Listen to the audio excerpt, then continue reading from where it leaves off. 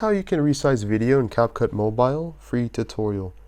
If this helped, drop a like, share the video, and subscribe for more. Presets and effects for life, click the link down below and enjoy the tutorial. Select your video clip, as it and highlighted. The way you can do this is pinch inward, video, or even outward as it zooms out. You can see we're basically changing the positioning or resizing our video. Step is we can scroll to the right, see transform, even mirror, rotate, or size. It will be removed if we click confirm. We can even change the aspect ratio. It's currently different aspect ratios. Even rotate the video. If you want, basically click the check mark icon on the top right hand screen and resize. This is going to lead into the same exact thing.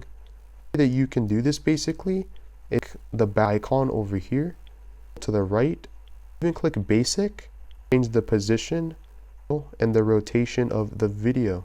See now our video has successfully been adjusted, or change the scale, size the video in Capcut Mobile completely for free. You can see here the exact scale. Click the check mark icon, click move this, completely for free.